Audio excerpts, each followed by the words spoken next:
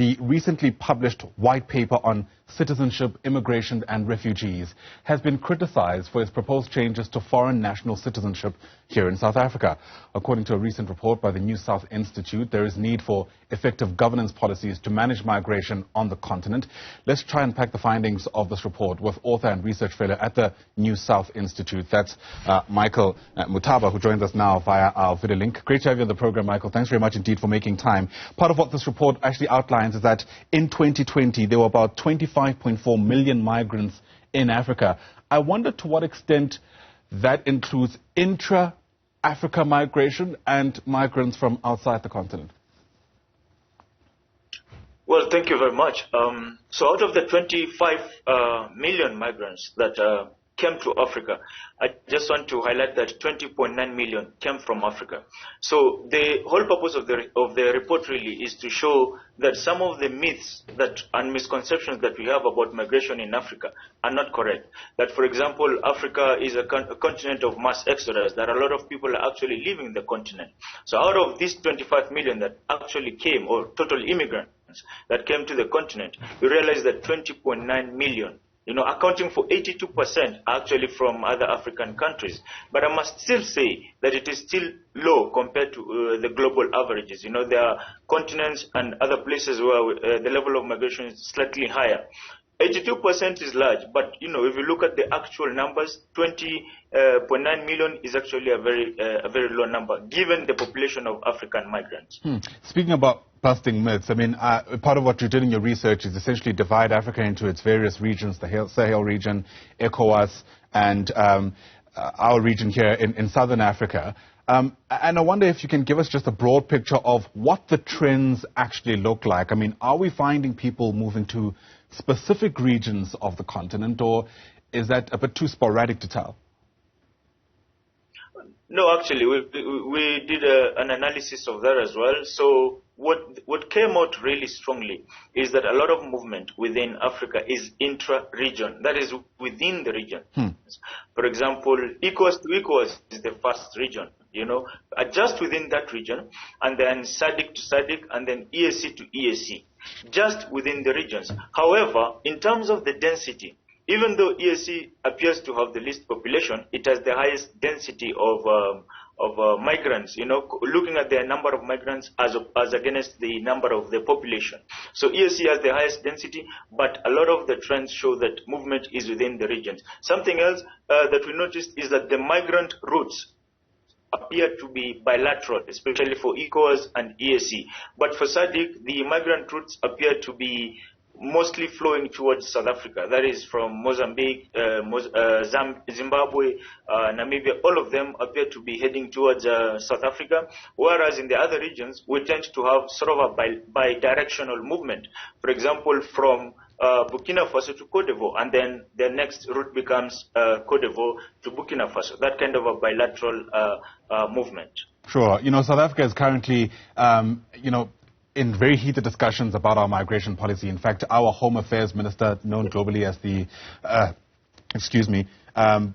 Minister of Internal Affairs, is speaking about how there were real flaws in our migration policies and is essentially calling for an overhaul. Part of what this report does, though, is underscore the importance of effective policies.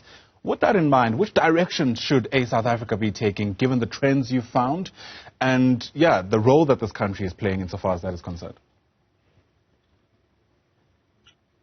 Well, one of the important things we were able to unravel is that migration has its own agency. Because if you look at, for example, between the border of Kenya and Somalia, I mean, the two countries have quite frosty relationships. But you will realize that the main sending country for migrants to Kenya is Somalia. That tells you that efforts to mitigate migration, when there is an impetus on the part of migration itself, when migrants have an incentive to move, those efforts don't usually bear a lot of fruits. So in the case of South Africa, for example, if there is impetus for migrants to move, especially labor migrants, I think they will still move. And therefore, the proper motive the government should do is to ensure that they put proper governance so that you have legal migration and not have the illegal migrants. Because the efforts to just put perhaps, let's say, safeguards at the border do not bear fruits, because the border is not the border. The border is at the airport, where migrants fly in with proper passports, with the legal means, and then after 90 days they decide to maybe not go back to their country. They throw away the passport, and then they become illegal migrants. So that approach of trying to sort of secure the border through any means possible might not work in the long run. Something else that we've also noted, or that has come up in migration research, is that the more you put bottlenecks, or the more you put some constrictions to migration, you actually encourage illegal migration, because migrants, as long as they have an impetus, they will find whichever means to move. And this has been shown in South Africa, because you've seen people crossing the border through the rivers that are infested perhaps with animals. So if people have an incentive to move, they will move. What should be encouraged is proper, safe and secure migration, through regulations. I wonder to what extent the report also went to comment, at the very least, about how migration drives sentiment about different nationalities. I mean, there's been all kinds of conversations here in South Africa about how ordinary people view migrants from the continent, and whether or not the frustration that comes from that is misplaced. Did the report go far enough to address that?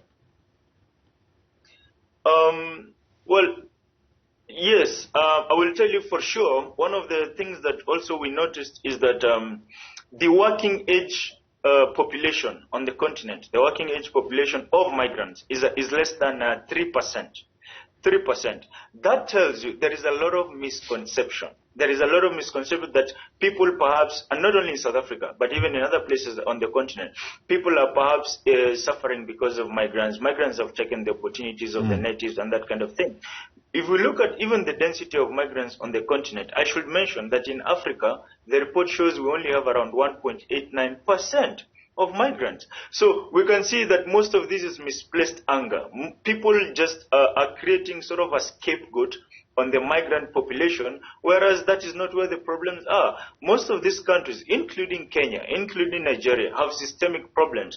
A lot of them are now signing bilateral agreements even outside of the continent. Why? Because, they're trying to address that problem. But the migration crisis appears to be a low-hanging fruit for the political class to find a scapegoat of some sort. So it is not true, and we have tried to dispel such kind of myths that migrants are probably, trying to take too much of what the natives own. So we have tried to dispel such kind of myths and try to put a proper picture. It's not as infested as they claim to be. Sure. And I suppose it'd be remiss of us not to speak about the possibilities, the opportunities that arise from free, well-governed and effective migration, not only on the continent but elsewhere. Have we been able to at least quantify what those potential possibilities actually look like? Yeah, sure. One of the most interesting things, speaking of the migrant routes, one of the most interesting things that have come up is that, for example, between the border of Kenya and Somalia, now that a lot of Kenyans appear to have a problem with a lot of Somali immigrants, but if you look at the value of exports of Kenya to Somalia as at 2021, because the data of our research ends at 2020, was at around 122 million US dollars. Okay, and South Africa is an important partner for Kenya, and we only did about exports of around 36 million US dollars. For South Sudan 155. So 122 shows that is a decent amount of trade.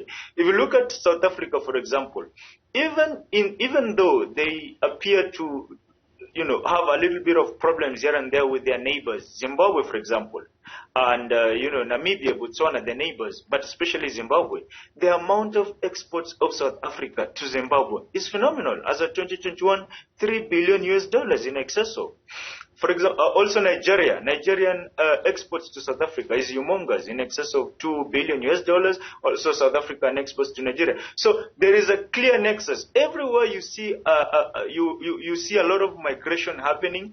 Trade goes with that. And unbeknown to, the countries that have a problem with migration, trying attempts to probably stop that migration might just freeze that amount of trade and, that amount of exports.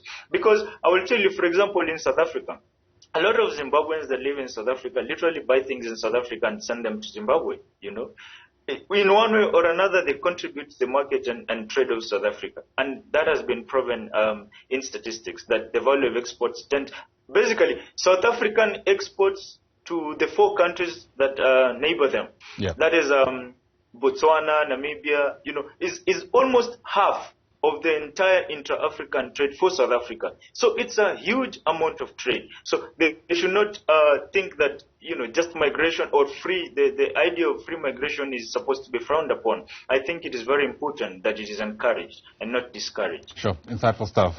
Michael Mutava, thanks very much indeed for speaking to us. Really do appreciate your time on the AM report this morning. I know you'll also have a chance to ventilate this report further with a webinar expected later on this month, and I imagine there'll be a whole lot more interest around that time too. Once again, Michael, thanks for your time. He's a research fellow with the New South Institute.